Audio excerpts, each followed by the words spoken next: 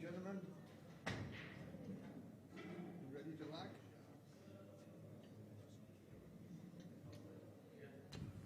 3, 2, 1, lag.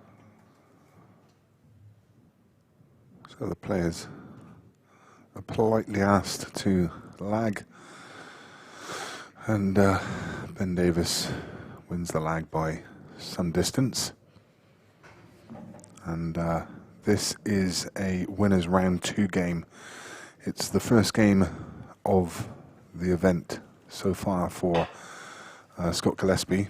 He had a bye in the first round, and over in the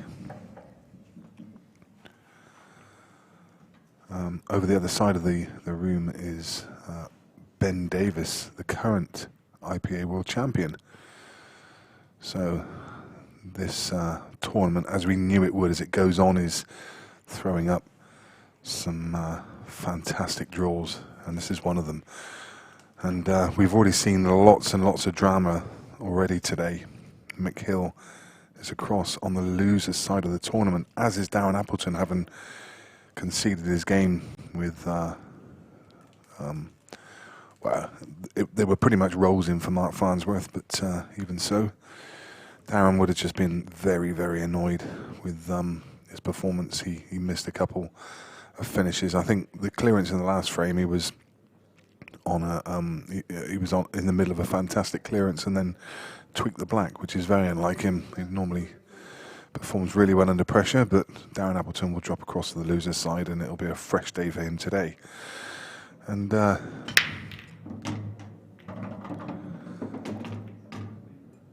for the first time, I think, in Beard Productions history, we've got a new commentator in the box in Lee Clough. How you doing, Lee? Not too bad, Nick. Yourself? Yeah, very good, thanks. The Blackpool Tower joins us. The tower got toppled today. The tower got toppled, yeah. What happened? Just didn't play very well, basically. Yeah. Yeah. Carl was pretty solid. He didn't do a lot wrong. You must know each other quite well. You're both from Blackpool, aren't you? So Yeah, he's lived in Blackpool for quite a long time now. Yeah. He's not originally from Blackpool like myself, but yeah. you must have crossed swords quite a few times in the past, then. Not really. No, he doesn't play anything local because he's obviously normally. Excuse me. He's normally 9-ball, isn't he? Yeah.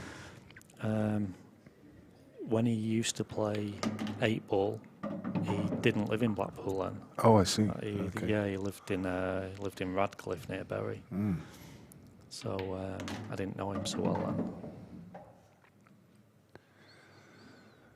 But here we are. We're taking a look at the current world champion and Ben Davies playing the the other current world champion Yeah. in Scott Gillespie. So of course, I'm from. Ooh. Oh wow! Wow, that was Almost just seemed to rush that a bit, didn't he? Yeah. Got straight down on the shot and drew back and fired and. I know he plays quick, but yeah, I just felt like he threw his cue at that one. Yeah.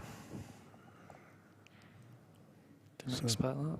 I guess probably a contrast in two players here but in this series. I mean, Ben Davies just hasn't really showed at any point during the series. It just seems to have struggled for form throughout the 5 events. But he got through his opening round this morning. Scott Gillespie, for him, it's, as I say, the first time he's played in Event 5. He didn't turn up in the first round. It wasn't required as he had a bye. I guess he was probably the number 1 seed, was he? It was obviously between him and Phil. I'm not sure who was seeded 1. I think Phil's 1. Phil's 1 Yeah. and Scott's 2, yeah. Yeah, Ben's form, like you were saying. I mean, I can't remember watching too many of his games in the previous events, but I don't know whether it's a case of he's played bad every time or it's just the fact that the standard's so good. Yeah, yeah. There's so many top players playing each other in the first couple of rounds. It's very easy to go out early, isn't it? Yeah. So obviously, you were away from the game for quite some time, I think, weren't you? And kind of made a comeback last year. Yeah, I didn't play any competitive pool for a good 4 years. I had 4 years off the IPA tour. I'm not really too sure why I started playing it. I was watching a lot of pool on stream, you know, Beard, etc. Yeah. And I was enjoying watching it, and for some reason, I think it was a golden 8 ball in Blackpool. I think a friend of mine taught me into playing if he entered a team, and that sort of kicked it off. Really, we got to the final. I got to the semis of the singles, and just sort of got a bit of a taste back for it. Yeah. I didn't really play so much over that summer, and then entered the STRN Savannahs that you guys did. That's right. Yeah. And I didn't expect anything because there obviously was a lot of big names in it, and somehow got to the final. So I was shocked, and I thought, why not give it a full go the following year? You know, so I was on the IPA this year and a couple of local series. Yep. Played on the IPA as an amateur and had some success throughout the season as well. I think, didn't you? Yeah, in the amateur events. Yeah, I mean, some people said, "Oh, you'll do really well in them," and I didn't really see it that way at the start. But I won the first 2, which was surprising to say the least, because there are a lot of good players in it. Since winning the first 2, I've only had 1 quarter-final and a couple of nowheres. Yeah, but that's still a fantastic season. Yeah, it was incredible. It was good. Yeah, I was just a bit disappointed really on the main tour events. I made a couple of quarter-finals. I lost a decider to Mark Boyle, and I lost a decider to Ryan Fleming in the last 16, and I lost a decider to Christian Phillips as well in the last 32. So I feel like maybe I could have done a little bit better on the. I think you're being a bit hard on yourself, to be honest. Well, maybe. I suppose you need to be, as a pool player, you need to be super critical, don't you? Yeah. On reflection, it's still. I'm not naming them players as I feel like I should be beating them, because I feel like, you know, I'm second favourite against some of them. But it's short races, if you play well, obviously you can win. Yeah. I just mean results in general. I'd like to have done a bit better than a couple of quarterfinals. That's what I mean.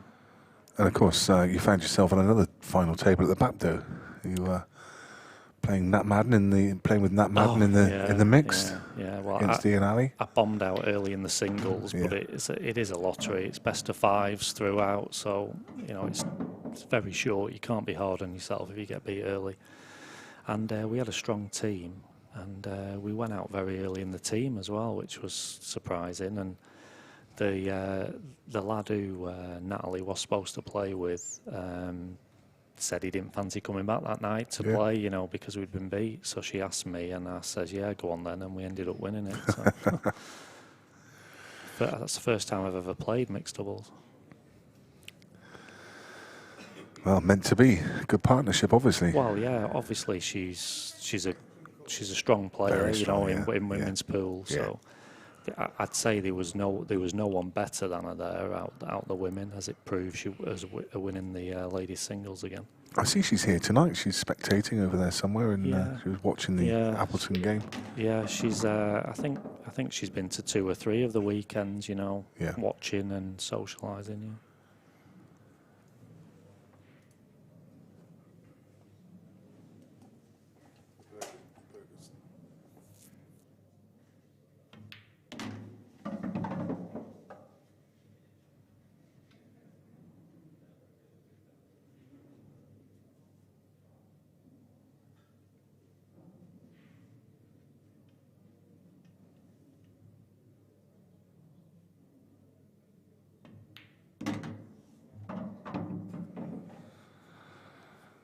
So in the meantime, Scott couldn't punish that mistake from Ben in the first frame.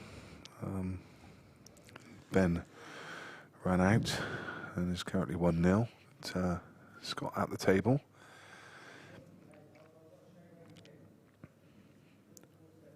What a season he's having. Oh, unbelievable.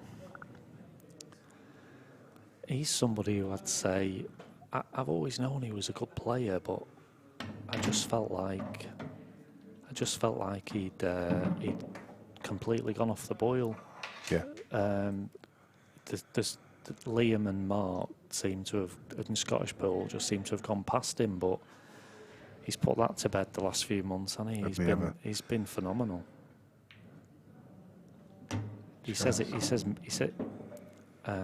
mainly confidence. I seen him write a post after he won the BI World Championships last week, and he's just said it was mainly confidence. One of his friends just sort of like used to talk to him a lot about getting his confidence back, and it's made a difference. He looks like he believes he won't miss, and he doesn't. No, he just doesn't. No. I want to run through some of the scores from that last session. I don't think we've managed to cover some of these results. Gareth Hibbert, who is in a rich vein of form also at the moment. He beat Matt Schofield 11-6. He was 3-0 behind in that game. So big turnaround. Rob Chilton knocked out Sean Chipperfield 11-6. Josh Kane 11-3 over Jake Dillon Newlove. Ian Alley beat Sean Story, the finalist from Event 4, 11-9. Chris Day, of course, beat Mick Hill 11-8. Declan Brennan, he was in a game against Jamie Graham. He was behind, but he came through 11-6. Kyle Boyce marches on. He's taken another big scalp in Shane Thompson, 11 frames to 4. So Kyle having a good weekend so far. Ryan Pisani and Carl Morris is still going on. Ryan's 9-8 up. Jordan Shepherd, having been 5-2 behind against Ben Tanner, ended up winning 11-7. Jack Whelan beat Zach Shepherd 11-0. Wow. Craig Waddingham beat Gav Robinson 11-0. Oh my goodness. I mean, that's an incredible result. That's ridiculous. I mean, Gavin Robinson is just such a tough player. Gav Robinson in the first round was 10-2 down and won. And won, yeah, I know. And he's lost his second round. So he's just won 9 in a row and then lost 11 in a row. That's amazing. And Mark Farnsworth, we saw the end of that game. Yeah, I watched the end of that game as well. I've seen the last 5 frames. Surprising to say the least. Yeah, really. It didn't surprise me to see Darren miss a finish or two, but it surprises me to see him miss a long straight black to win a match, because he's, I wouldn't say there's anyone with better bottle in the room. So crazy game sometimes. So the other games ongoing at the moment, there's a lot of matches in play now. You can watch Table 11, which is Stevie Dempsey against Tom Cousins. We saw Tom battle through his first game. Well, he's already got his back to the wall. He's 2-0 down against Stevie Dempsey. Jordan Templeton, who beat Ronan McCarthy in the first round, is 1 each against Ryan Clark. You can also watch Brian Halcrow against Adam Davis. Adam fairly breezed through his early round game, but he's 3-1 behind against Brian. Tough, gritty opponent. And the other stream game is Dave Fernandez, who is 3-0 up against John Rowe. Jordan Church is also in action against Seb Webb. That's 2 each. And Dan Davies playing Craig Lake, and that game's just started. So we'll keep an eye on those scores as we go along. But we'll focus our attention on this game now. See the burly, recognisable figure of Scott Gillespie.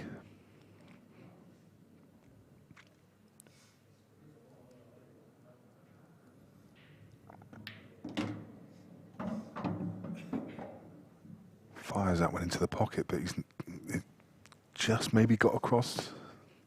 Can he get through to the potting angle to the one in the middle? I think he may have just come far enough.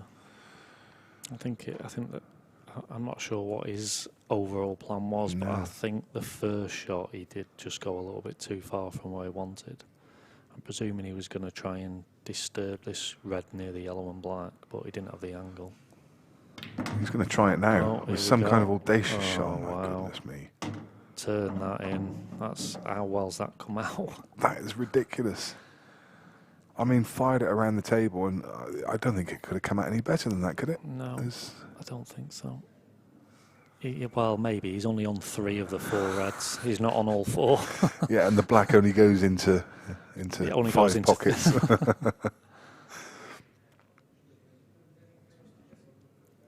Yeah, probably 3 pockets actually, but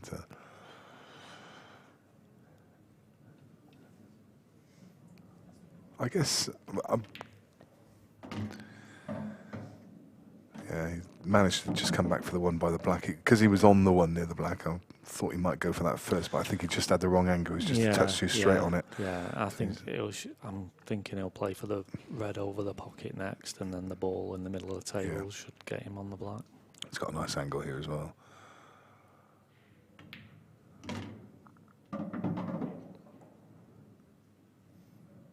So the only thing he needs to be wary of is his position to the black. There's quite a lot of traffic around.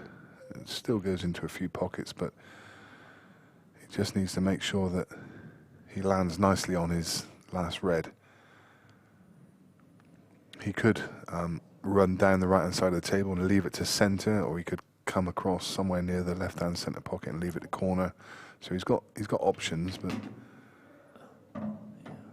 this is the only thing that could go wrong. I think he's got a nice angle here. Yeah, as long as he didn't go past straight. Yeah, he should be. Even from here, he's still got the two options. He can screw back through the gap. Yeah, which is what he's going to do. I think that would be the preferred shot. Yeah, but yeah, nice.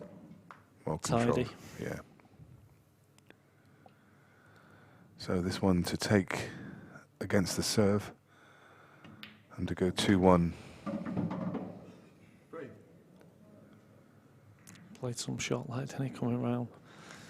I mean, he's trusting to a little bit of luck there, but he's probably deserves it because he hit it about as full on as he could have done.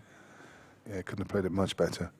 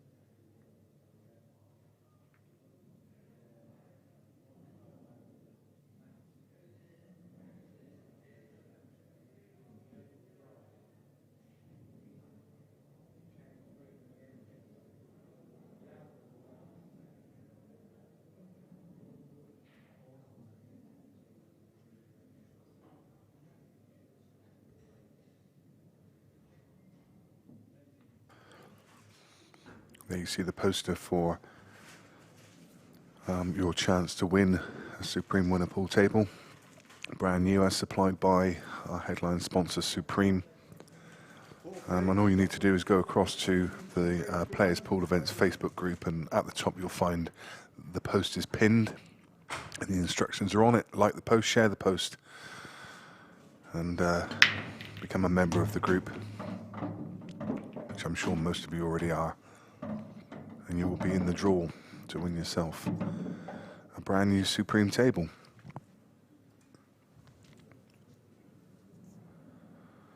So a nice break there from Scott.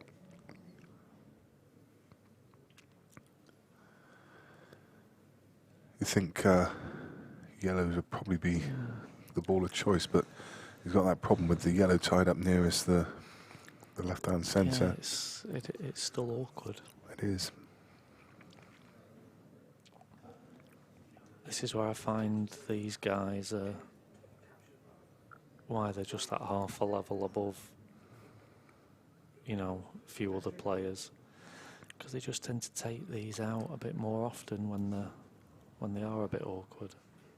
I think these are the sort of finishes I break down on a bit too often. You always feel obliged to go for them because they're open. Yeah. But you've just got to be getting them.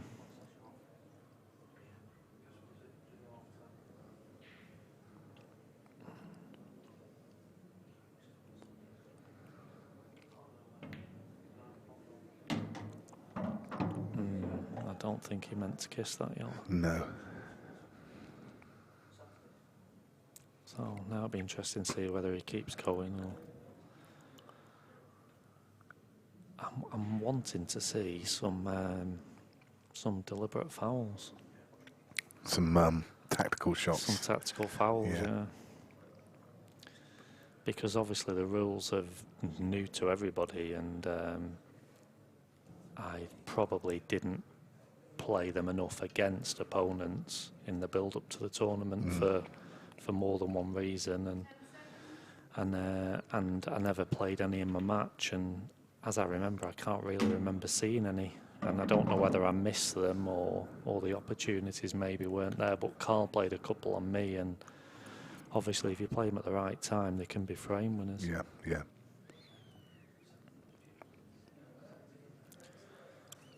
So I'm guessing he's going for the cross double here, and white into the red and yellow. Yeah, it's a big ass though. You expect him to get pretty close with the double, but He may pop both. Oh, he's got it. That's a great shot, but Yeah, he's but just the he's, wrong side now, isn't he? He's, this will be better. yeah, he's going to have to put some real fizz on this cue ball. There's just enough angle there that you can play this with extreme left-hand side and run around 3 cushions, but very, very tough shot.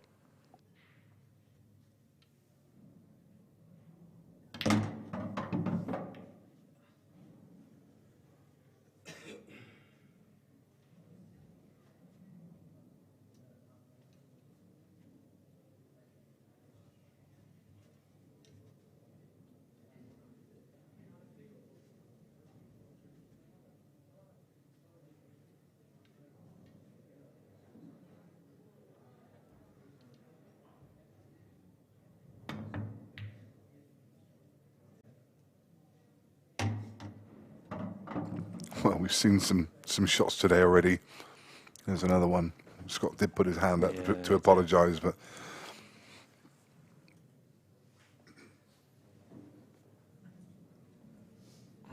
Where's this black going?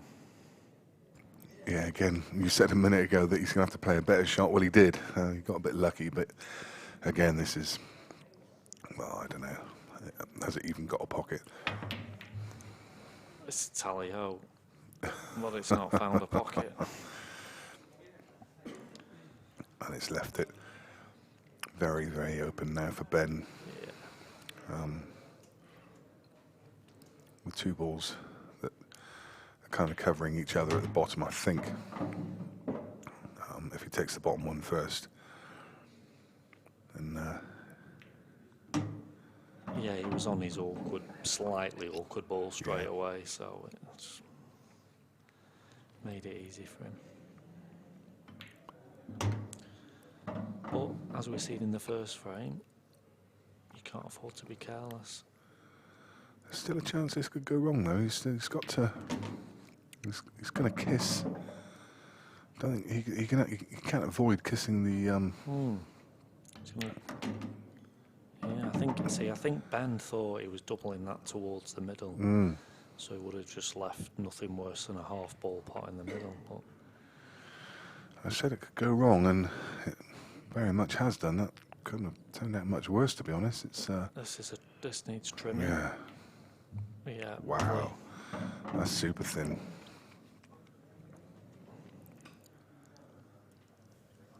A little off top, I think they call that, don't they? It's about as fine as it gets. But that's a nice clearance from Ben. He's still there. On the coattails, it's 2 frames each.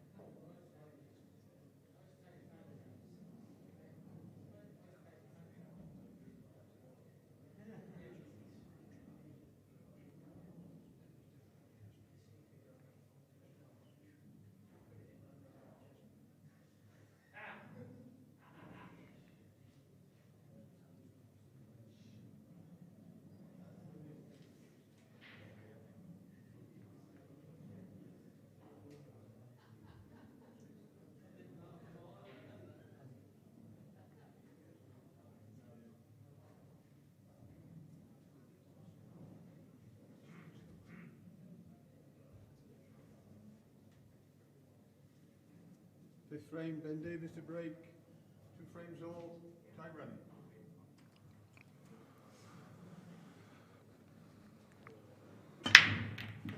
He does time a break well. He does. It's a big feature of his game.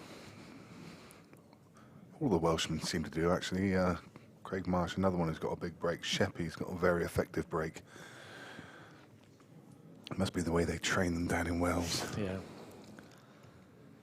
Yeah. Ben and Marshy often running up and down mountains.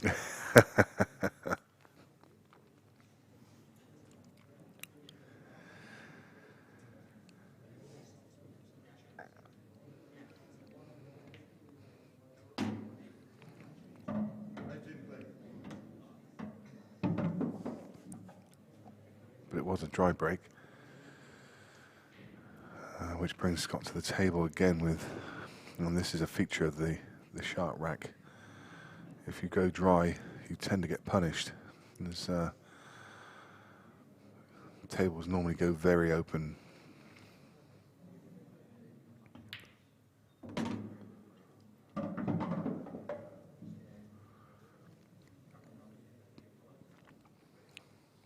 The only even remotely difficult ball will be the black. It shouldn't present any kind of problem. Yeah, as long as he gets close enough to it, yeah. Yeah. When the tables are playing new like they are now, they're obviously that little bit more generous down the cushion.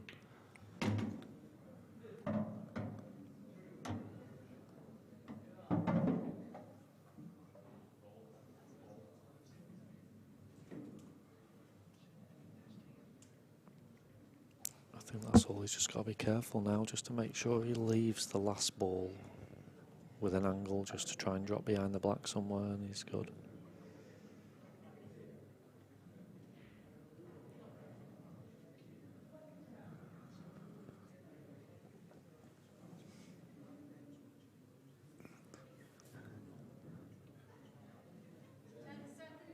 Extension call.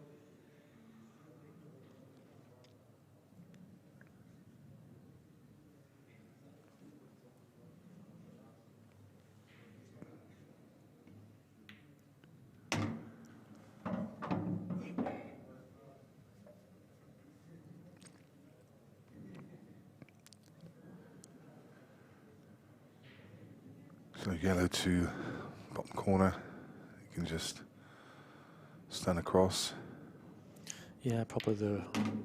Oh, no. Well, I think he's got away with it. He has got away with it, but Yeah, I think he was stunning across, so the left yellow in the left middle to leave himself straight on the right red into the right middle, and then just top up behind the black, but he should still be okay here.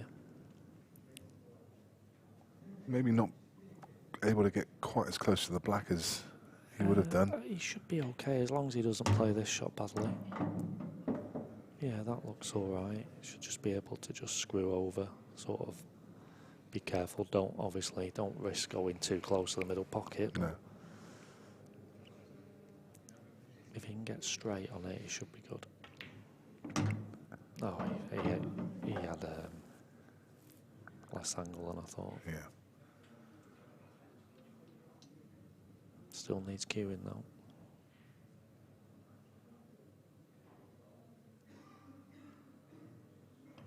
Talking to Craig Marsh, he's Confidently pumps it in.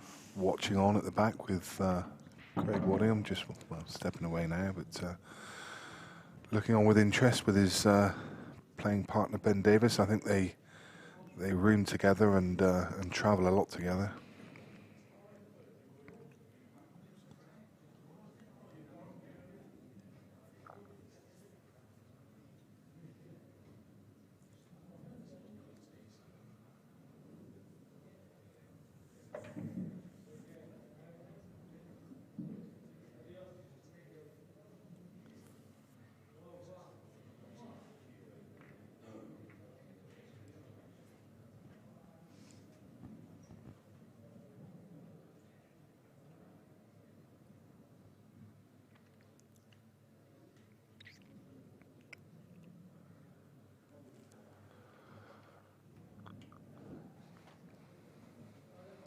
So Scott has managed to take one basically against the serve. He's going to be breaking in frame number 6. Important here for Ben to stay with Scott. He's bullied a few players out of there, out of this event, or out of, should I say, out of this series. 6th frame, Scott Gillespie to break, leading by 3 frames to 2.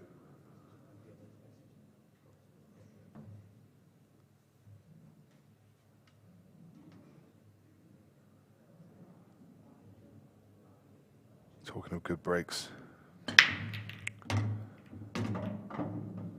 there's another player who just times them so well. Look at that split. All the yellows at one end, all the reds at the other. He'll be taking reds here. I would have thought so. Time running.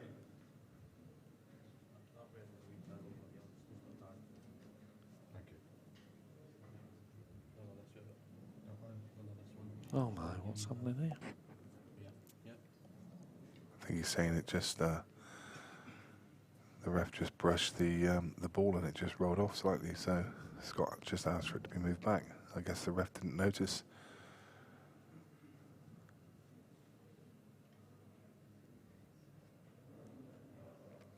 Shouldn't make any difference.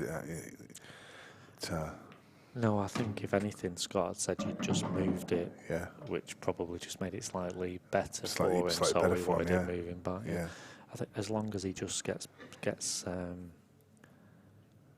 past this yellow here, so he can put the red in the middle, it should be done really. It's the only thing that can go wrong. Oh, he's come that way.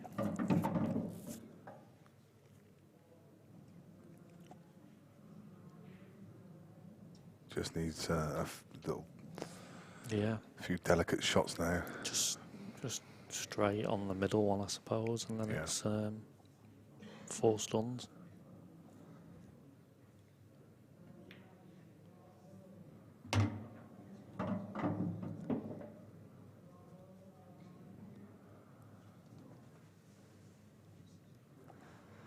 These long races, though, there's no need to panic.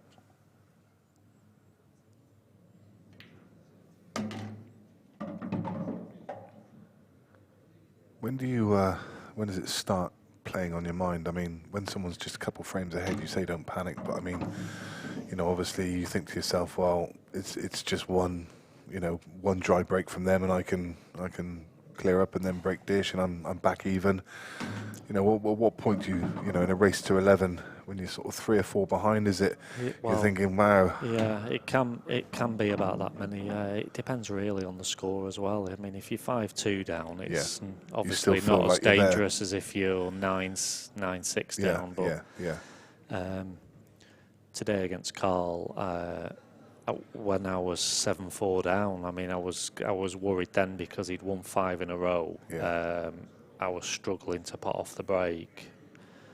It just felt like things were just going again. He had a couple of dry breaks where he'd left them awkward, or the first shot was missable, and I think I just let the match affect me really, because the last few frames I played some terrible shots and just sort of gifted him a few frames towards the end, which I was disappointed with myself for doing. But you've just got to try and believe that you're always going to win the next frame, I suppose. Yeah. Like Mark's just proven there against Darren. He's won from 10-7 down. Yep.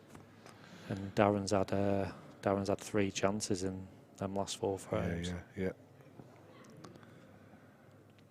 You just never know, I suppose. You just keep going and you never know. Yeah, I mean, we've seen some incredible comebacks in money matches as well, haven't we? It's races to 25 when players are 10, 11 frames behind and they still manage to turn it round. I guess you just got to never give up. And when that pendulum swings, that momentum swings the other way, it's a real shift. You almost feel the shift sometimes, and it's It's incredible how that. Yeah, you've still got to knock them in, but the break can play a part. You know, Yeah. all of a sudden your opponent's break dries up a bit, and your pot, things like that don't Yeah, help, this obviously. Another one he timed beautifully, and I mean, okay, the white ball was tracking up towards that corner bag, but it got kicked wasn't, in. Yeah, it wasn't going in, was No. it? Good news is they're far from easy. Yeah, ball in hand behind the line with only one shot, and this is going to be. Well, he's probably going to have to do a bit of removal work Yeah, straight away, I yeah. think, and see how it comes out.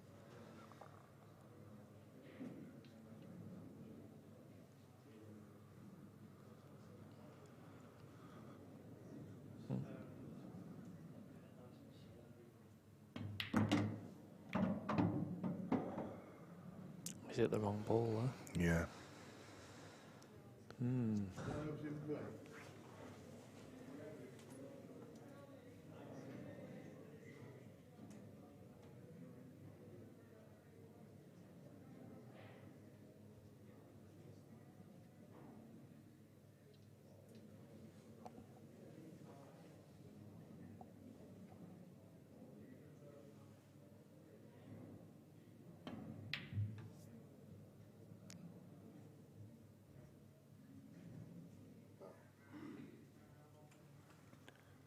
I'm not quite sure. I'm not too sure either. I don't know what he was going for because. I don't think he went for the plant.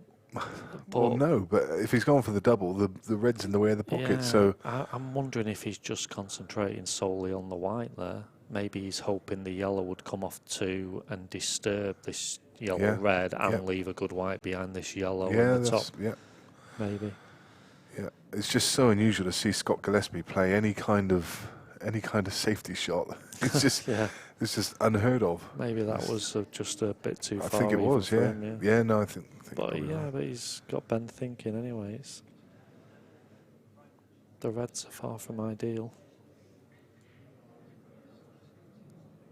Or actually saying that, maybe Scott was trying to knock him in. Maybe he was trying to play yellow onto this red bottom left. And if the yellow stays near the pocket, and obviously the white's in that corner, of course, obviously with a rule, like I was saying before. Yeah. So maybe he's turning the table over, and he's got. I've missed another Ben in a lot of trouble there. loss of turn shot. I've been told to say. Yeah.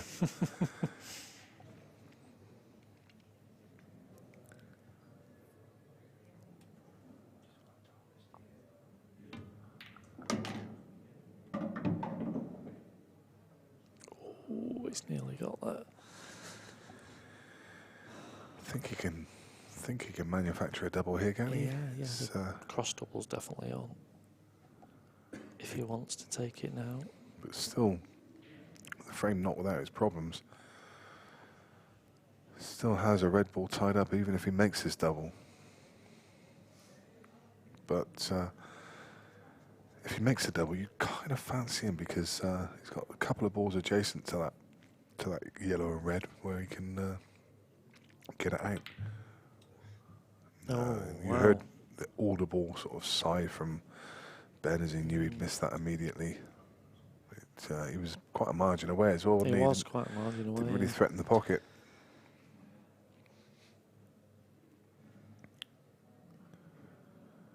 Again, it's not a disaster. I mean, Scott has options here. He can try and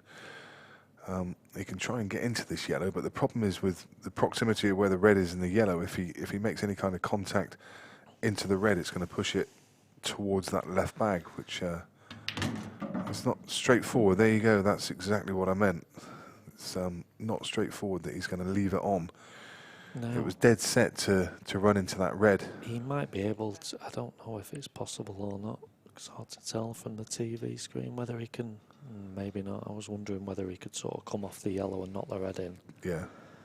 And the yellow would cover them two reds, and he'd just have that red on the right hand side to go at. Yeah. I'm not sure if it's possible. I'm only saying that because I'm presuming the yellow doesn't pass the red. No, I don't think it does.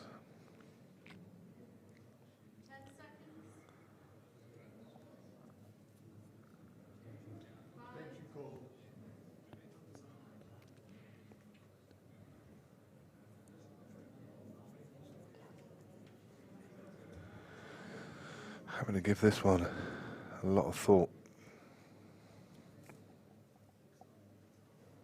Really not sure what to play here, is he? No, I don't blame him.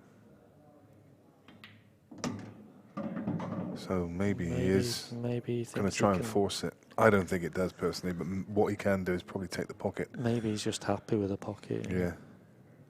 But no, then again, no. I think if he just gets the pocket, it's not. I don't. Oh, maybe. Maybe it is all right. You can't knock it in now because he's going to be able to get the yellow top left. Yeah, yeah. But obviously, if he was the other side of the red, you could knock Scott in and leave him snookered on the 3 balls. Yeah.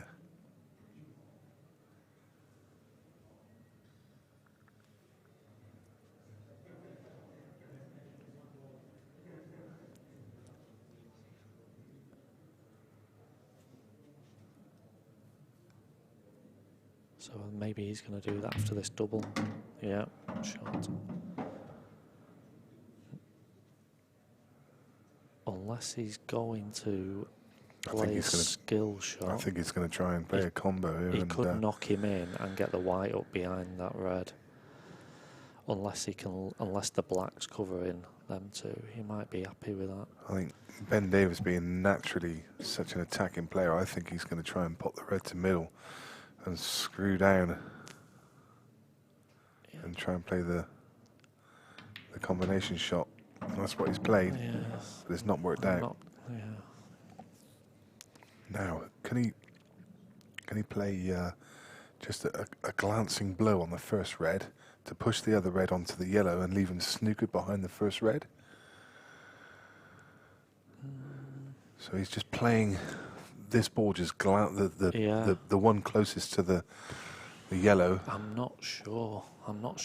He might be able to just get a snooker. And just play it almost a dead weight shot to pop the yellow. He's going to leave his ball over and play the snooker at the same time. He's not done it. That's what he played for. Yeah. He might have covered the top left, but may have, yeah. But I think it's not too difficult to swerve. He needed to be tight and behind that red. Yeah, anyone who's unsure what we're talking about with the rules, if you hit your own colour first and not your opponent's ball in, then it's only loss of turn and play from where the white lies. So it is a very, very good tactical shot. It's not classed as a foul, it's just classed as loss of turn. Oh, wow. I think he thought it was wide. Yeah, I think he did. And it did go in off the lip. It was only the pace. And this is another one. It's right in the jaws of the pocket. It's difficult to judge. It should be absolutely fine. He can just screw down the screw straight down the cushion. But it's just one of those. It's just difficult to judge the pace, isn't it? Yeah, he's played it perfectly. I mean, he had a massive margin for error there as well. But as it happens, he's landed plumb. And this simple black. And Scott Gillespie wins another frame. And is that 4-2, I believe, isn't it? 5-2. 5-2, is it? Right. So it's almost time to start worrying, I'd say. Yeah. So we're going to have a quick roundup of the other scores. Liam Dunster is 6-4 up against David McNamara.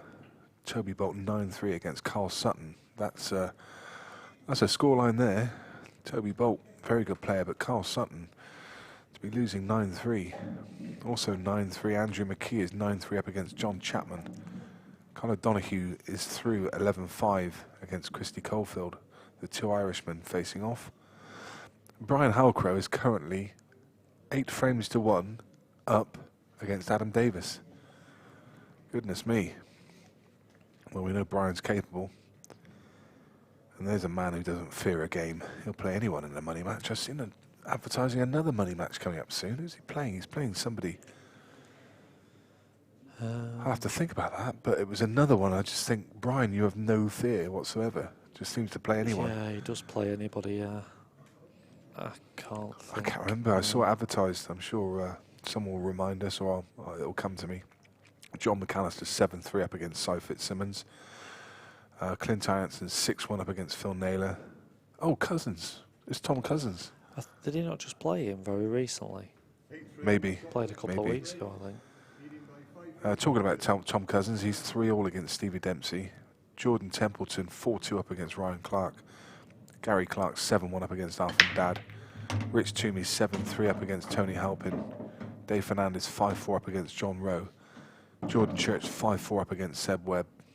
Dan Davies 3-1 up against Craig Lakin. Mark Ball just started off, he's 1-0 up against Omar Mounchid.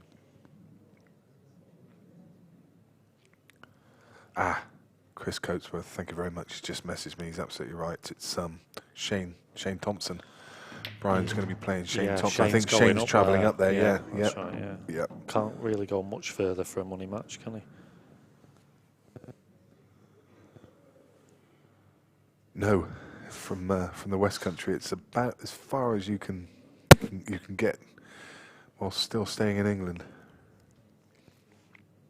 It's a long old journey. I remember a friend of mine who used to be a big fan of Torquay United, and they used to travel by bus up to the northeast. I can't remember who they were playing now, but I think they'd catch a bus at 6 in the morning and get back 2 o'clock the following morning, probably, just to go up and watch an hour and a half of football. Probably Hartlepool, wasn't it? Yeah, I mean, yeah, I think it might have been actually. Yeah.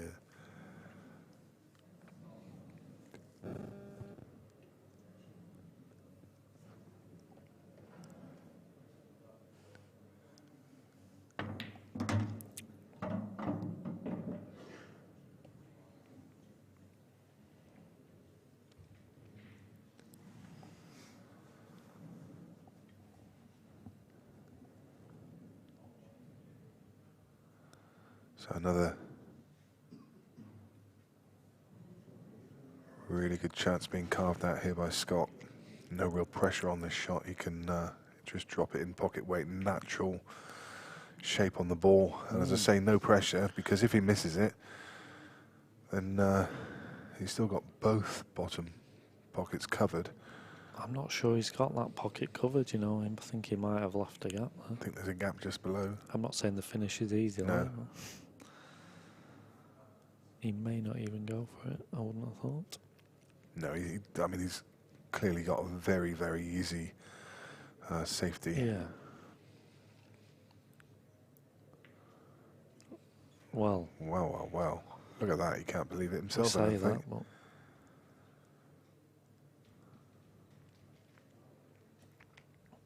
it's a bit sloppy for Ben, that.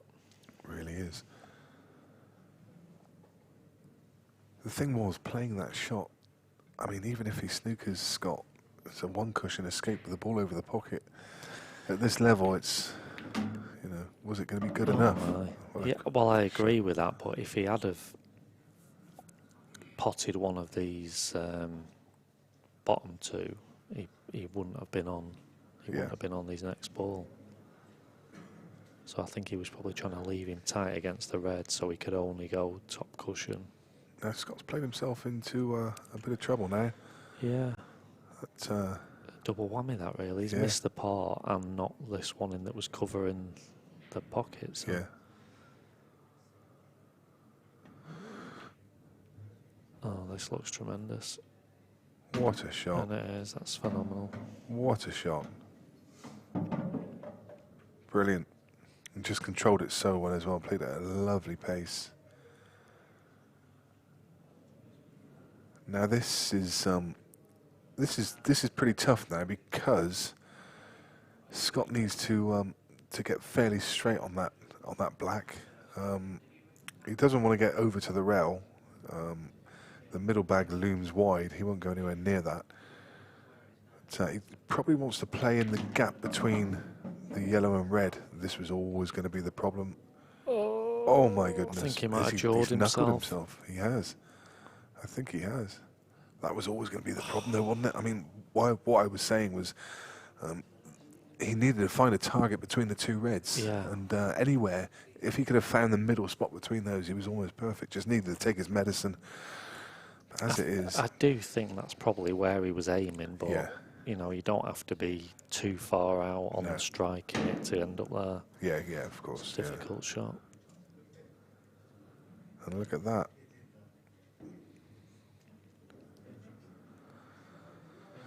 And what sort of attacking shot has he got? I mean, he can't. Well, he could do what Mellin did last match and come off the side cushion and double it into the middle.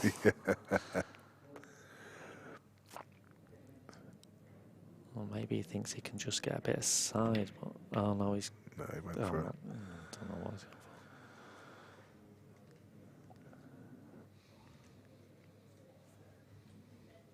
going for. Yeah, he was just like, what, probably half an inch from being absolutely perfect.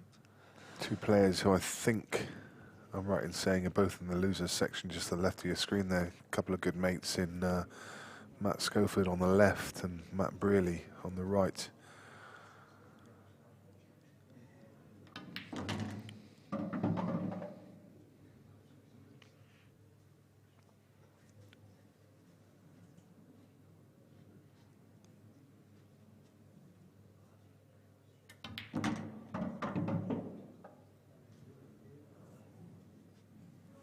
Still not an ABC clearance, is it? No, it's not.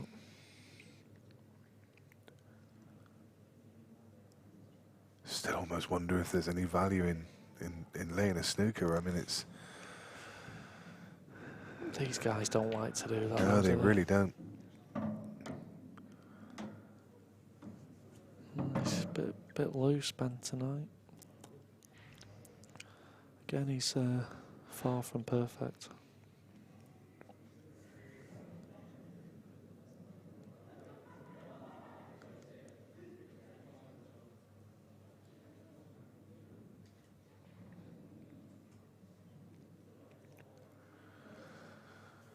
Really difficult to see attacking options here.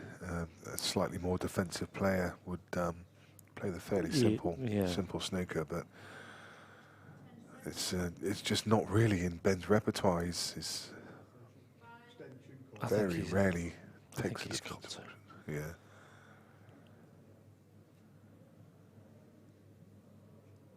Yeah, forced into it. That'll hurt him. Yeah. Really. I wonder if he was even looking at some point of trying to double the red into the left corner bag and screw the white back to the top of the table to leave Scott pretty much only a double or something. But the safest option was to. But the problem with this is if Scott hits it and gets it near the pocket, Ben's in a bit of trouble. He is. And he's actually potted it. He's got it near the pocket. He's got it right in the pocket. Brilliant. That's a great shot from Scott. Brilliant, yeah. That's why Ben wouldn't have wanted to play that shot, because even if the black's over the pocket, and look what he's got next. He's got to drill that one up the rail or cross double the one on the right. And so he extends the lead 6 frames to 2.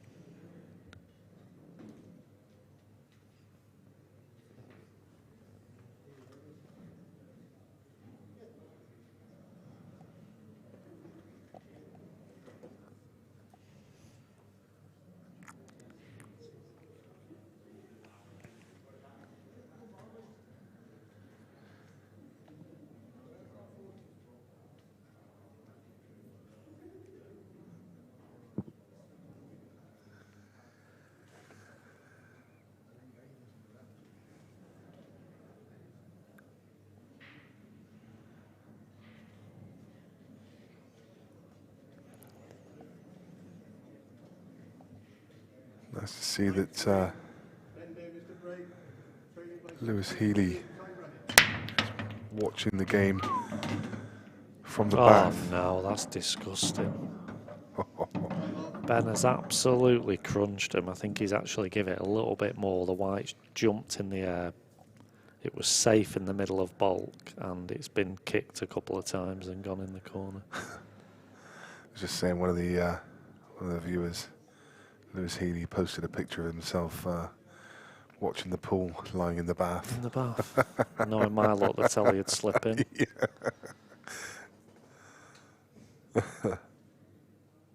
The life. Probably do me a favour at the moment.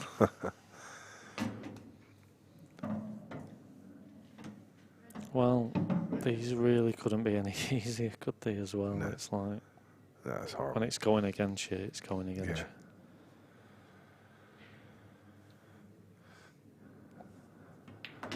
And the game just, well, the series just doesn't seem to get any easier for Ben.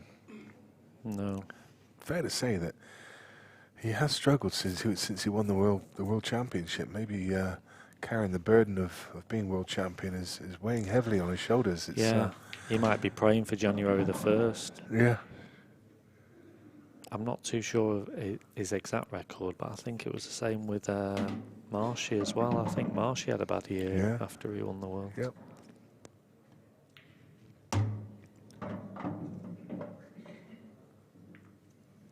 So 7 frames to 2.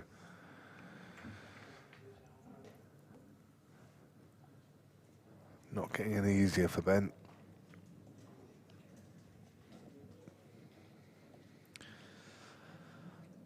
So another quick look at the scores.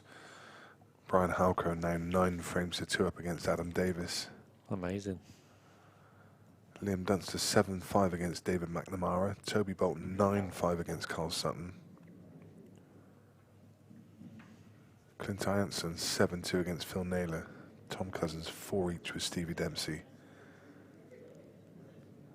Jordan Templeton showing that he's not turned up to make up the numbers today. Beat Ronan McCarthy in the first round and now 5-2 up against Ryan Clark. Rich Toomey 8-4 against Tony Halpin. And if you're wondering where we're getting these scores from, it's qscore.com. If you look along the top bar, you will see a tab that says live. Click on that tab and then you'll see a link to the grand final.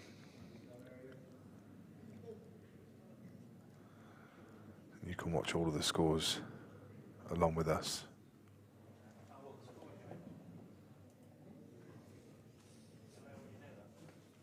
10 frames, Scott Gillespie to break, leading 7 frames to 2. Time running.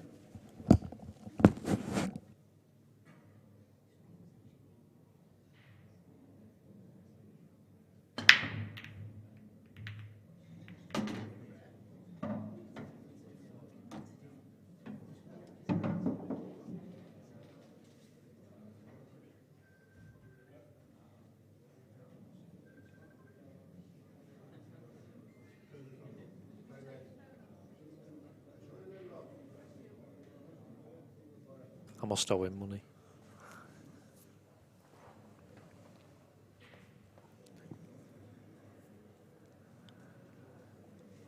So as life gets harder for Ben, it just seems to get easier for Scott. Another nice break. Everything in the open.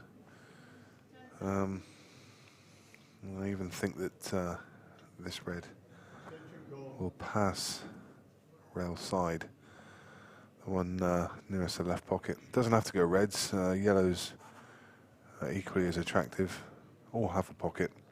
The one tougher ball, the one just to the left of the black, he can get on that straight away. Should he so wish to take yellows, he can play the one to middle and drop down for that yellow into the left middle. So he's I think he wants to go reds. I think he would have already gone reds if this one would pass the bottom left. It must be tight. Yeah, it must not go. Must not go. I say he would have already played the shot if it went. That's nice. It's a nice angle. I mean, he's got choices now. He can screw back and just nudge it up the table if he so wishes. He's guaranteed to be on another ball. Well, he's got to be careful. He'd like to be on this one below the yellow and black. So as long as he stays on that.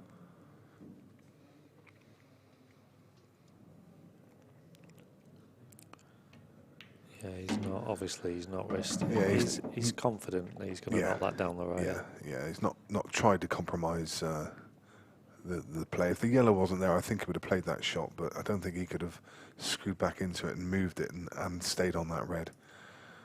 So as you say, confident player. Yeah, sometimes Backing you just himself. don't need to move balls. If they all go, Yeah. it's just safe and not. I couldn't not agree to more. touch anything. I think some players get obsessed with moving balls Yeah. off rails when actually, on a new cloth, on a generous table, you know, with the skill level that they've got, you've got to back themselves to pot it more times than not. I've seen Mick Hill try to move balls off rails, and getting a right mess. And it's almost, I mean, he's kind of admitted before that he's almost, if he sees a pattern, then he's almost OCD about following that pattern. Yeah. He doesn't want to go off-piste. So if he thinks he's going to move a ball, he moves the ball, even if it's probably not the right shot to do. It's a strange one. Most players will back themselves. Not that we could ever tell Mick how No, to of play. course, but it just, you know, everyone does it. They just seem to get obsessed by moving balls. I'm just a believer in just don't move it.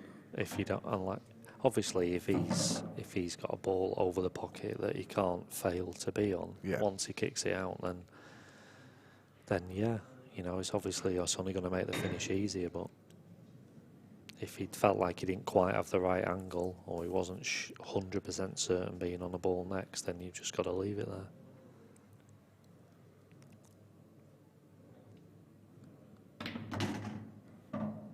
He's come too low on this.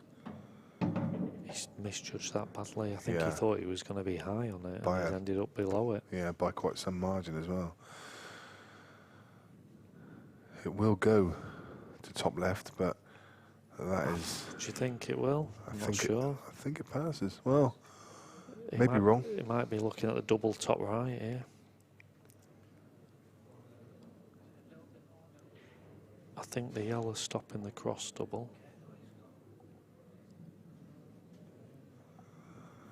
Well, there we go. Yeah, see as well double as top right and tough shot. So now this is a must for Ben, isn't it? Absolutely, yeah. Yeah, if he can win this and run a couple, he's back in it.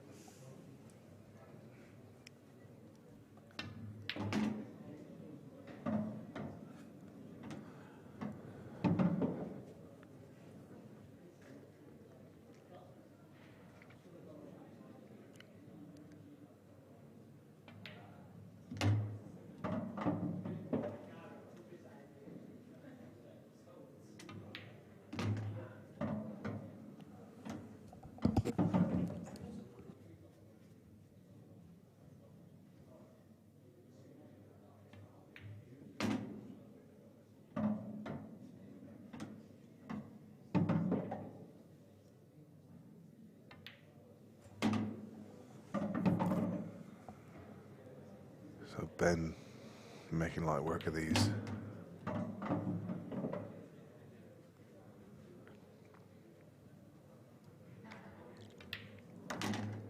Yeah, as we said, much needed frame there, much needed frame.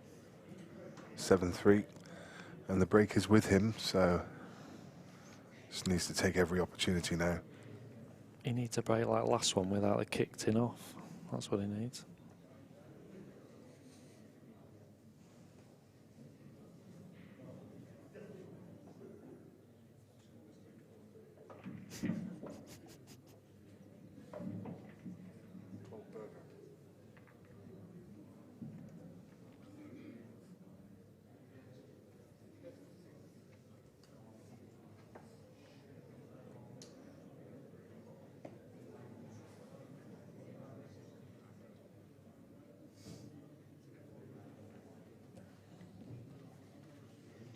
Hi to Chris Rushton on the chat. Just been pointed out, he said hello.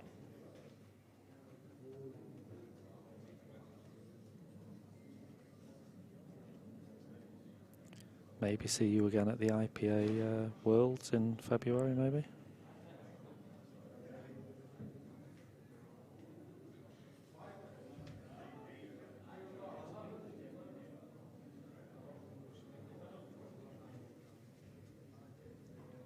Frame, Ben Davies to break, 3 in 7 break,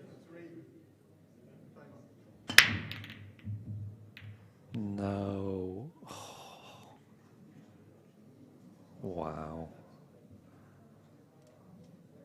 He's dry.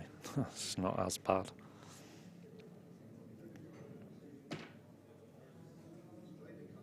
I honestly thought he was going to get a horrendous bit of luck again off the break there. It looked like it for a second, didn't it? As it happens, it's turned out better for him.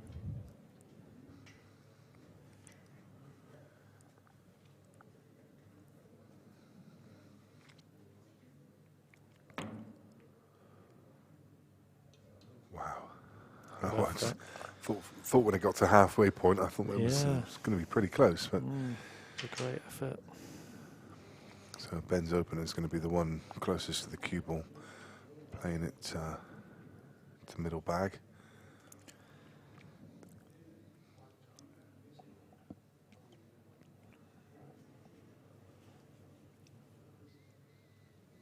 And there really shouldn't be any problems for reds here. The black is slightly awkward, but it goes to middle. Well, obviously the red by the yellow near the right middle needs taken care of. Yep.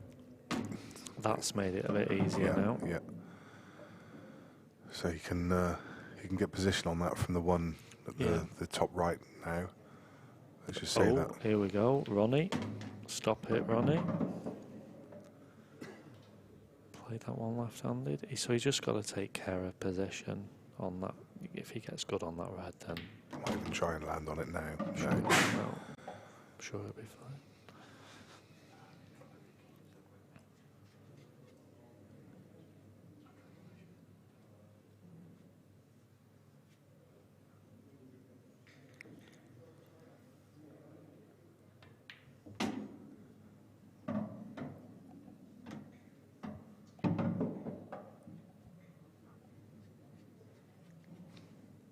So he's going to leave that as his last ball. They want to finish pretty straight on it. No, that's no good. Just going to say, leaving it to last, he had to make sure he had the absolute perfect angle. And he's overhit that by, well, a good 8-9 inches, isn't it? A foot. Yeah, a foot even. If it had been an inch or two shorter straight, it would have been all right.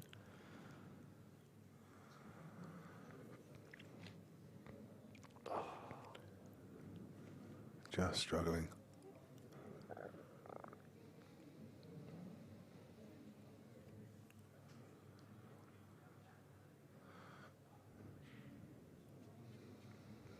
Well,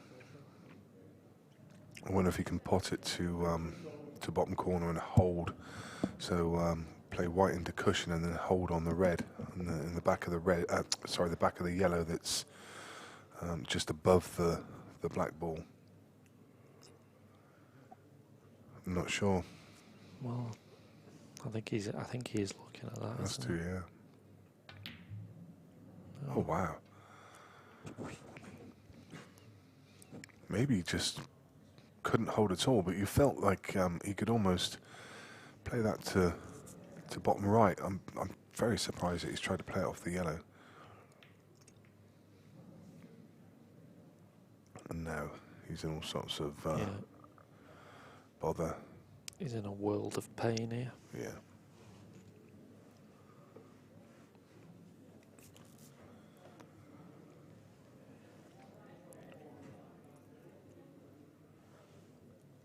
Middle bag's in the way of a cross table shot, and I'm not even sure he can see the angle past the black. I'm not either. The two cushion escapers covered by the two yellows.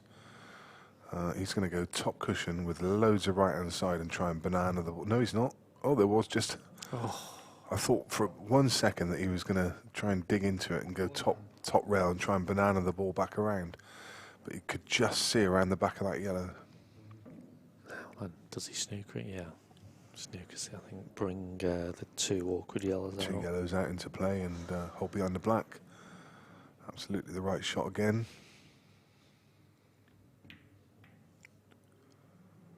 Nice. Yeah.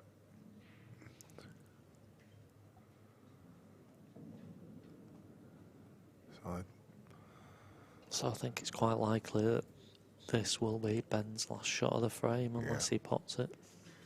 You should know the line. Yeah. Yeah, just slightly different from the last one. But you had Oof, to got it play moving. that with a lot more pace, knowing that he had to get the red ball moving. It was a good hit, but He could have left that worse. he could have, yeah. Little tap from Scott. Yeah, there's no particularly easy opener, and no, there's a couple of balls that are kind of just covering each other. May see him play another snooker here. Now, I bet that's probably one of the first times that Scott Gillespie's ever played 3 snookers in a row. Yeah. I bet he's not done that too often before. No.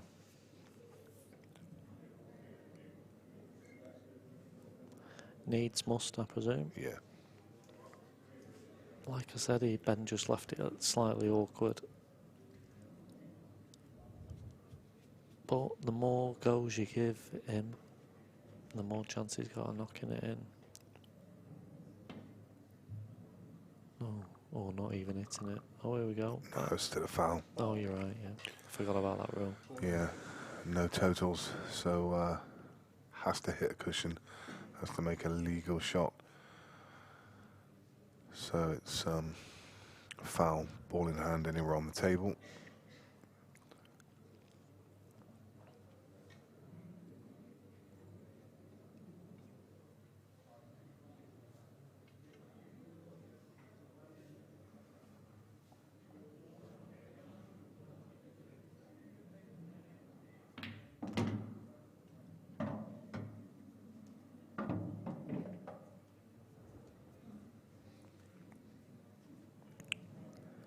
Now there should be frame to Scott.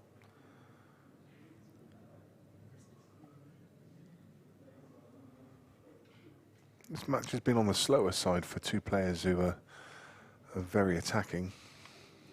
Don't know how long we've been, well, I say slow, I mean it's definitely not slow, but I think we've been watching for probably an hour and a half for 10 frames, somewhere around about that.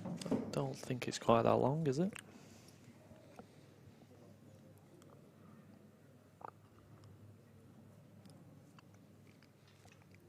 I was watching the scores earlier and Rob Chilton was something like 10-4 up on Chipperfield, and they'd been playing an hour and 9 minutes, I think it was. And I was at my hotel and thinking, how is that even possible? Yeah. Hour and a quarter this has been going, so it's not such a bad rate, is it? 10 frames. With a fiddly racking them up, and yeah, you know, you're talking 3 or 4 minutes every frame. It's just incredible. It's just another level.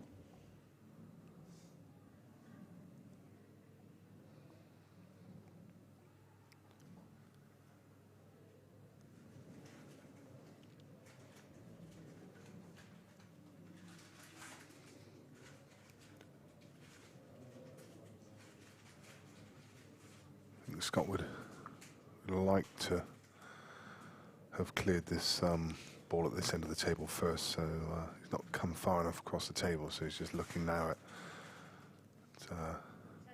the angle he needs to leave. He's going to have to leave a bit more of an angle than I think ideal. he's just going to have to leave it longer than Just the what wrong he did. side of it, isn't he?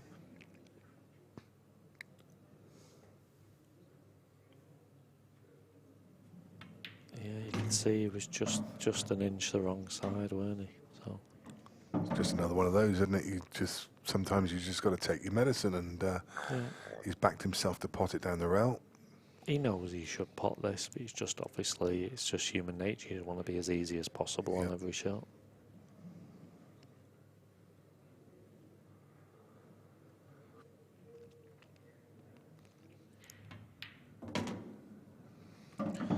Great stuff. Smooth Mm. and perfectly straight, so he just stun it in.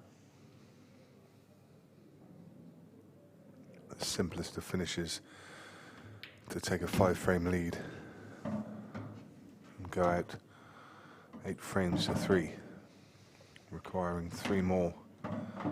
It's going to be a long road back for Ben Davies, which to me has won his game against Tony Halpin 11-4. Carlo Donahue threw against Christy Caulfield 11-5. Brian Halcrow, well, Adam Davis making a bit of a comeback. He's won 3 on the bounce, and it's 9 frames to 5 now. John McAllister also 9-5 over Simon Fitzsimmons. Clint Ianson 10-3 against Phil Naylor. Tom Cousins and Stevie Dempsey seem to have been locked up at 4 each for some time.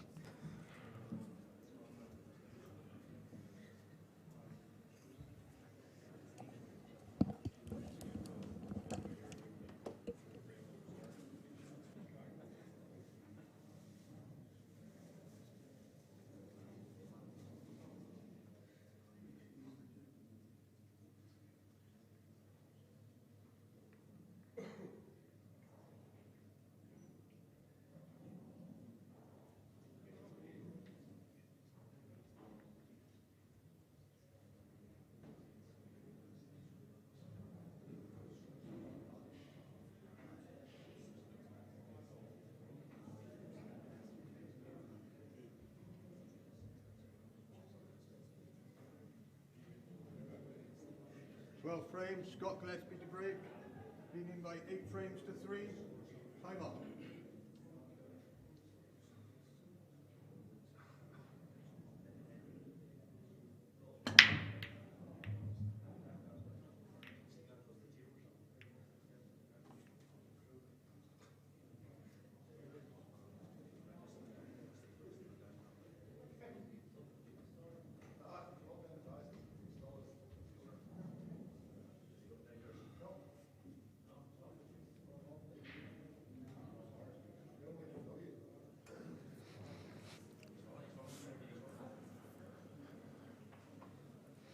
So a dry break.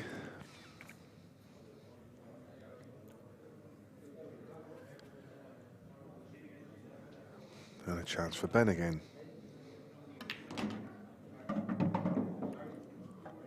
Reds in play. Oh. He's just wondering what he's done. What have I done wrong? Who have I annoyed? Everybody is the answer to that question because he keeps winning.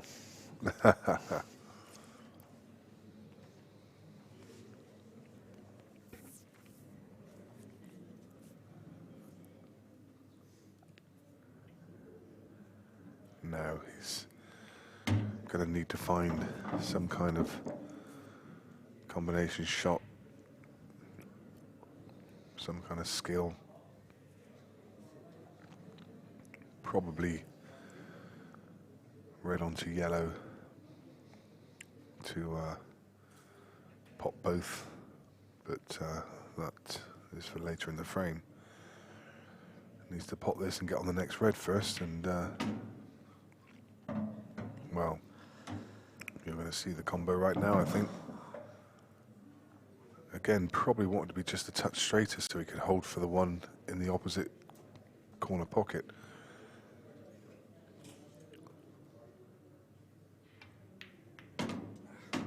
Yeah, just lost the white. Yeah, I think he was just hoping to just maybe just catch that yellow there. Stay on that one. Yeah. And that was one of them situations there where he could have just probably knocked Scott in. Just left it. Yeah, and left it over the pocket, yeah. And left Scott maybe in a bit of trouble, but it's definitely getting away from him this game. He's struggling. You don't often see him make this many mistakes. No.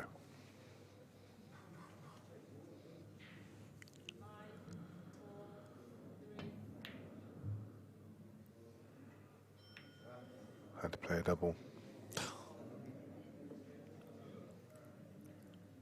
Well, he's actually made Scott's most difficult ball Yeah. easy straight away, Yeah. so it's looking 9-3 on the cards, I think.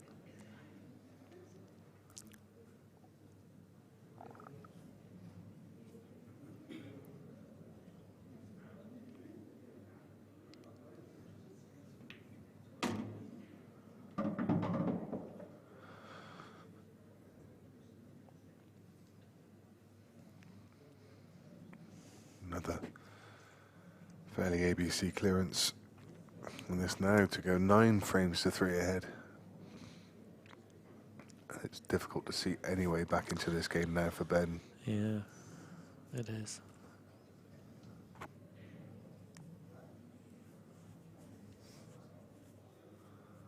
You surprised that he's not trying to take the one in the middle now? It looked like he was on the one to the middle, but Maybe it he's just, on it bottom corner now.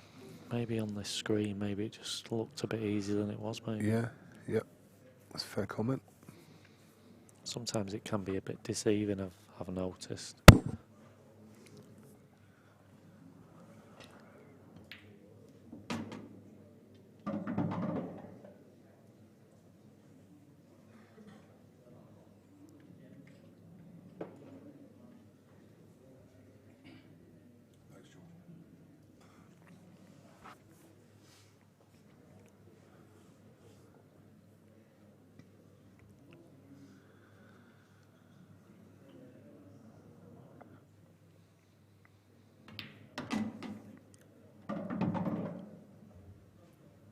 And after some tight games today and some really close action, it's you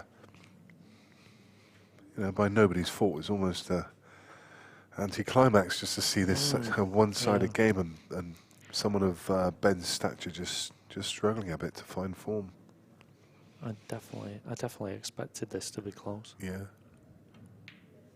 I mean, there's no finer sight than watching Ben Davies in full flow. He's a very, very fluent player. Lovely to watch. Not massively dissimilar in his style to Chris Manning. A long backstroke and very flamboyant with his shots. Very easy on the eye when he cues. Yeah, But, great to watch. Yeah, just not finding it. No, it's all probably been a bit too easy for Scott, really, I'd have to say. Really has, yeah. That is the man of the moment, Scott Gillespie, winner of 2 of these events. Greedy.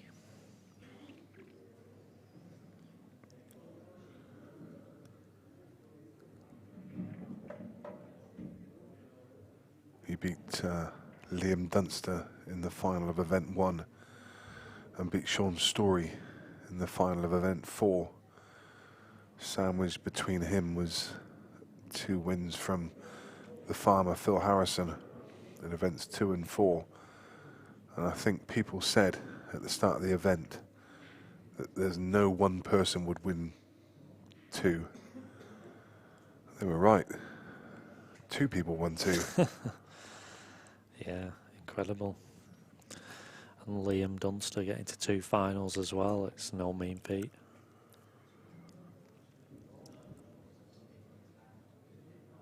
It is amazing when you look around the room and you just see that the biggest names, the biggest players that have ever competed are all assembled in one place. Old and new, from World Rules, from Black Ball Rules, and to have such consistency through those fields is just something else. Really mind-blowing. Yeah. I think it just shows you the levels, really. You know, some people think certain players are, you know, as good as, oh, he's as good as him, he's as good as him. Yeah, but yeah. you just have to look at the results in this, and certain players just haven't got anywhere near. No.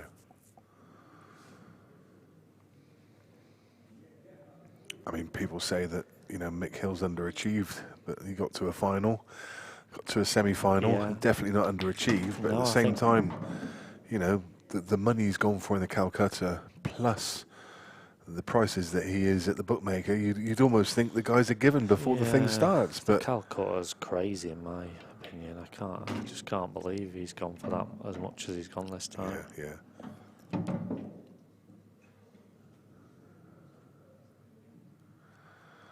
That's the beauty of an auction, though, isn't it? I mean, it's you know, those works of art that people are bidding for, you going for 150 million are only so because 2 or 3 people are after them and bidding against each other. It's crazy.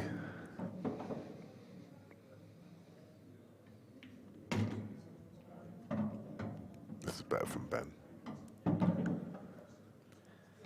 Yeah, another 2 or 3 of them, and we've got a game on. Yeah, showing what he's capable of there. Fast, fluent play. We're getting deep into the evening now, so we'll... Yeah, I think Carl Sutton's come back to 9 each, I think. He has? Yeah. What was the score then? 9-3, wasn't it? 8-3, I think. 8-3, yeah. 9 apiece. Brian Halcrow on the hill versus Adam Davies. John McAllister's won against Simon Fitzsimmons. That was literally just clicked over. Stevie Dempsey 5 each against Tom Cousins. Nothing between those 2 players.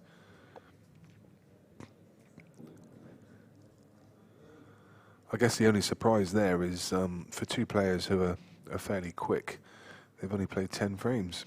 And that game's been going for about 1 hour and 40 minutes. Dave Fernandez 9-6 against John Rowe. Seb Webb and Jordan Church 8 apiece. Seb said he meant business this weekend, and doesn't he ever? Jordan Church is a really tough player to beat. That's 8 each there. Nothing between Dan Davey and Craig Lake in either, 6 frames apiece. Mark Ball 3 each with Omar Mounchid, who's one of our Moroccan contingent.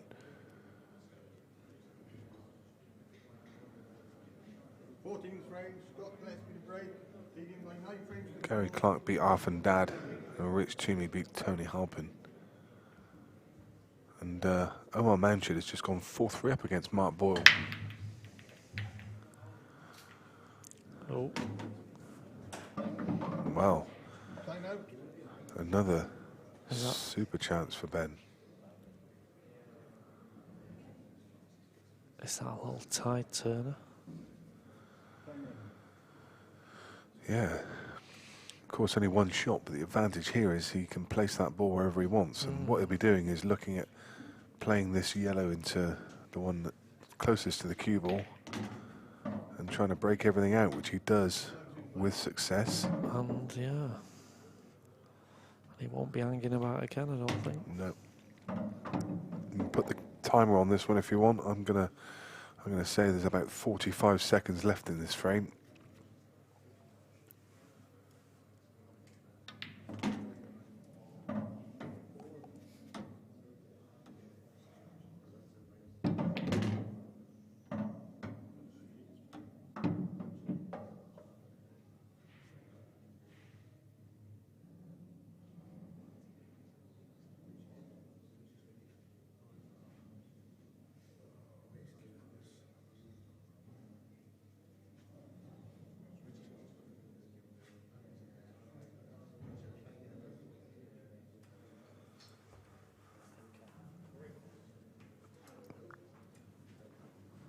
Ben might have just played another careless one there.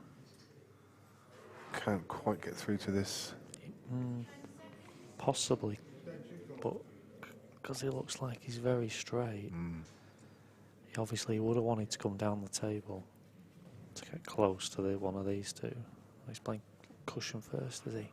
He is.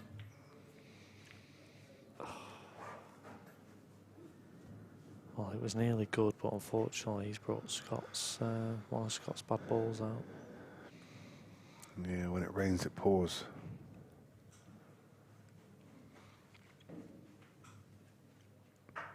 Not sure if this bottom red passes the yellow or not. But he could play the right hand red off the yellow, which will open the pocket. Which he's looking at now.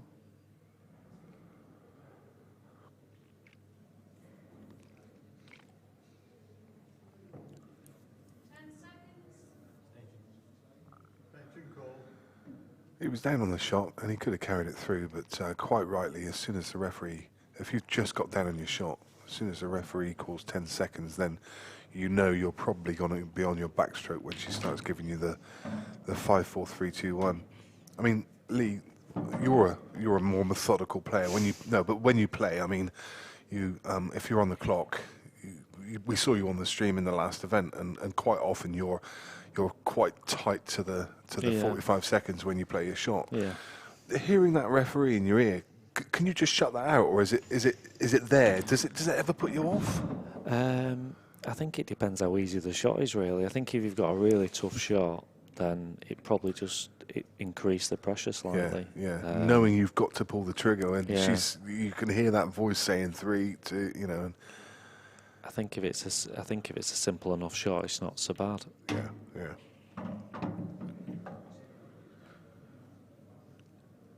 But yeah, 45 seconds does go very quick, especially when you're not in perfect position and you're maybe rerouting or deciding what shot to play next.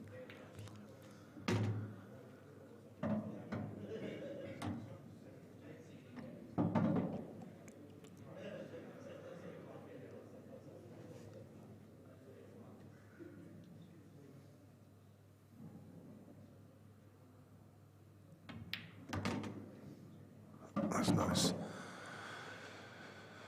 Controlled it well. It was simple enough.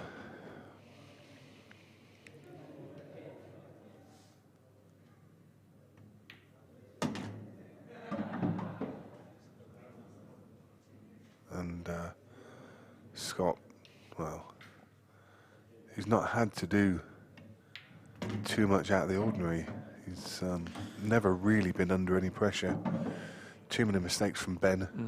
Okay, Scott's got to do his job. He's got to clear up. But quite often when he's come to the table, he's just been presented with a bit of a gift. Just a bit of tidying up. Yeah, I think at least half of his frames have probably been that, haven't they? Yeah. Yeah, Ben. We've kept saying it. Ben's made a lot of mistakes, and I know everyone's only human, but you just don't expect it from the top players, do you? No.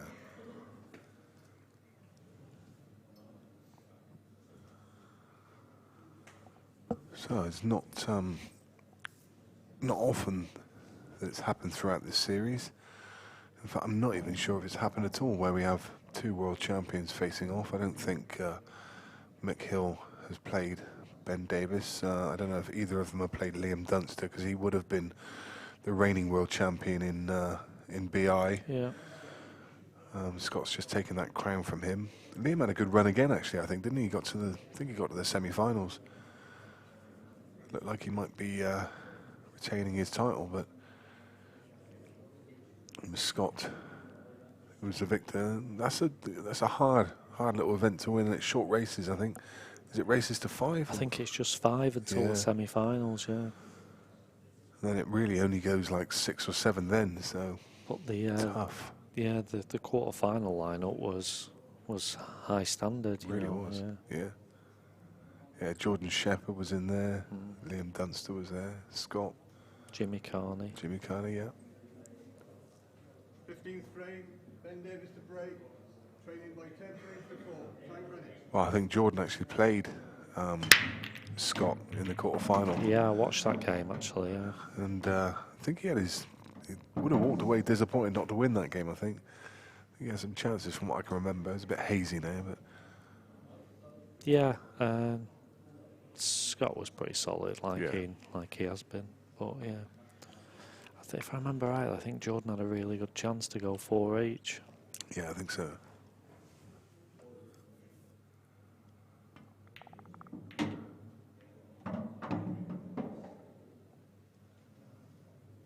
Oh, he snookered himself on the black.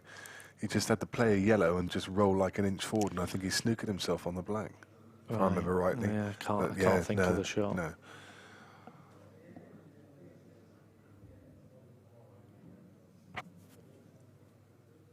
And Dean Shields had a good run as well, getting to the final.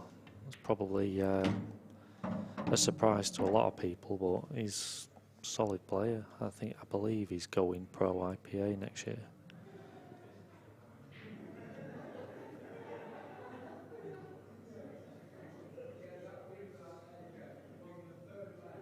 course, come February, is it, when we'll get a new world champion on the IPA? Yeah, early. I think it starts around the 6th of February, 6th of something Feb. like that. Yeah. Another one to look forward to. That field's so wide open as well, isn't it? Could be any winner, really. Yeah, strong, and Tom Cousins and Sean Chipperfield have come over now, so I'm guessing they'll be at that event, which makes it even stronger. And of course, there's players now like Tom going across who there's only been one player, I think, to hold both WPF and IPA world titles, and that's Gareth Potts. I don't think anyone else has ever done it. Right.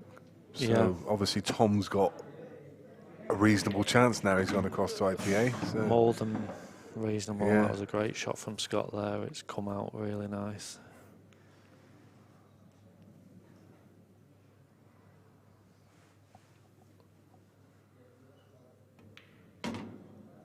Oh, he's over at that one. He has.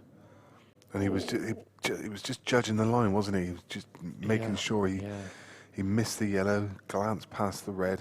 And he's forgot about the pace. He's forgot about the pace. And it was quite a big margin for error as well, wasn't it? Anywhere in that gap between red and black. Now he's going to have to go up table, and this is now awkward because it's slightly hampered. He's okay, he can cue next to the black. He's chucked his cue at that one a bit. He's very, very lucky. Got away with that. Ben will be smarted in his seat, I think. Only ever.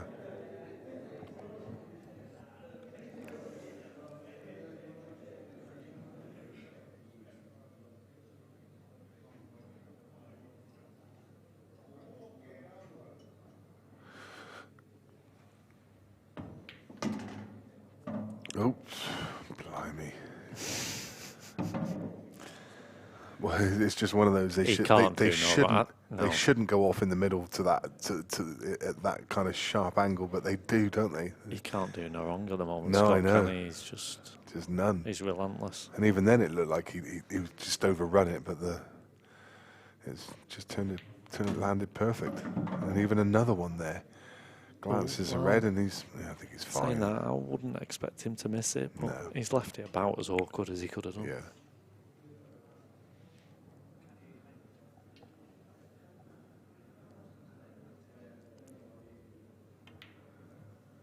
Our camera set up for the right corner. Pretty solid there.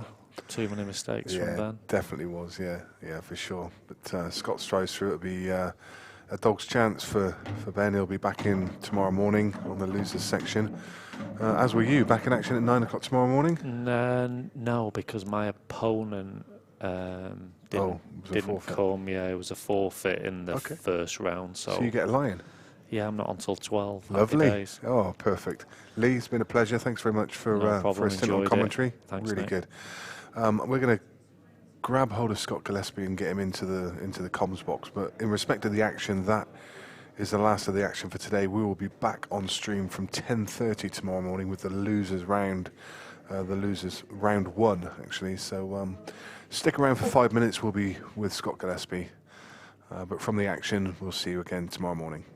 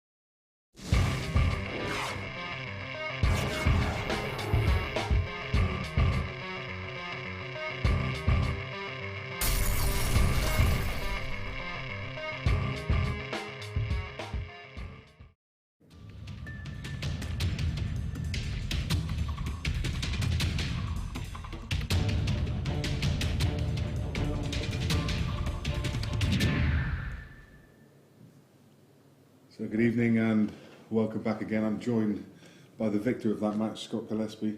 Scott, I mean, we keep meeting in here, don't we? We're making a habit of it. Yeah, as I was, yeah, long may it continue this weekend, that's for sure. Yeah. To be fair to Ben there, he didn't really turn up, did he? A lot of mistakes from him, you just don't expect it. Yeah. I mean, you must have looked at that draw and thought, this is going to be a toughie. Yeah, I mean, it was a tough draw, but the way I look at it is it's a tough draw for him. Of course. I'm playing really well just now, but I was surprised at how much Ben's white was terrible, to be fair. At the start of the match, he had a couple of dry breaks and I kind of got a lead on him. I didn't play flawless, I had a couple of missed shots, but these rules you kind of have to attack, and sometimes if you don't get the finish you are chasing it, but even a couple of times when Ben should have won the frame, his white ball was terrible. Yeah. For his class, you know what I mean? Yeah, absolutely. Yeah, you don't anticipate getting that many chances when you know you're playing against Ben. You know you've got to be at the top of your game, but he let you off there. Yeah, exactly. I mean, sometimes you can actually be taken aback from it. Yeah. You know what I mean? But I just have to concentrate my own game and do what I have to do. But I mean, I'll take Ben playing bad because it gives me kind of an easier game, so to speak. Yeah. There was a period in one of those frames towards the end. You played 3 snookers in a row. Have you ever done that before in your life? No, I mean, obviously with the rules where you have to, there's no total involved, so you can play like snookers obviously a bit easier. Yeah. And with unless it's a really good snooker, there's no point in playing the snooker because you only get ball in hand, you don't actually get 2 shots. Yeah. But it's because I had 2 balls in the rail, so I got a good snooker and got the rail. Yeah. And how does it feel? Current world champion. Yeah, I mean, coming down here as a world champion, I mean, the season I've had, regardless of winning the Worlds here, I'm flying. But the only thing was, last week, the tables are completely different to the tables this week. And I had a bye in the first round proper of this tournament. So I was kind of against Ben, and Ben had a match already. So that I was a wee bit wary of that, but I kind of hit the ground running, so that was a help. Yeah. So, I mean, going into next year, you know, who's to say that you can't get 2 world titles at the same time? I'm not sure anyone's ever done that before. No, I mean unless it's obviously maybe 2 guys. I think Gareth Hibbett maybe done it one year with seniors and the with main the one, seniors, yeah. But I mean that was another thing. I mean Ben is a world champion, so that was a battle of the world champions. Yeah. And people are going to say what world championships are the best, etc. But for me, the accolade comes. I mean, you've done obviously something good to win a world championship. You know what I mean? Of course, yeah. And I mean, you'll carry that for the rest of your career now. I mean, hats off. That was a brilliant achievement. Yeah. And tough races as well. Short races. Yeah, very short races. But as I've said, I mean, that's one thing I did want to win was a world championship, because even though I've won 2 of these events, which no disrespect to any other tournament, I think these are the best tournaments ever because it's the best of the best against each other. But it doesn't come with that accolade, world champion. Yeah. Whereas if somebody says to me, Scott won Supreme 1 or 4, or they won the world championships, the world means a lot more to somebody else, you know what I mean? Yeah. So now you got, what's the plan tomorrow? A nice lie-in, relaxing, have a bit of lunch, and turn up at 4 o'clock, isn't it? Yeah, I think it's 3. I'll just chill. Yeah, I've actually got a couple of friends coming down tomorrow, so depending when they come down, I might meet up with them before my match and have a wee bite to eat. Excellent. Well, best of luck for the rest of the tournament. Thanks. I mean, you've got to get that one up on Phil Harrison and make it 3-2, haven't you? It would be good if me and him met in the final, I suppose. That would be the epitome for everyone. I think that would be the zenith. Well done, Scott. Cheers, mate. Well played. Thank you. Thanks a lot. We'll see you again. So that concludes the action for tonight. As I say, there are games still going on. You can watch some of the other streams. As I mentioned earlier, we'll be back with the action at 10:30 tomorrow morning. So we'll see you then. Get yourself a good night's sleep, because we've got a great day of action tomorrow. Good night for now.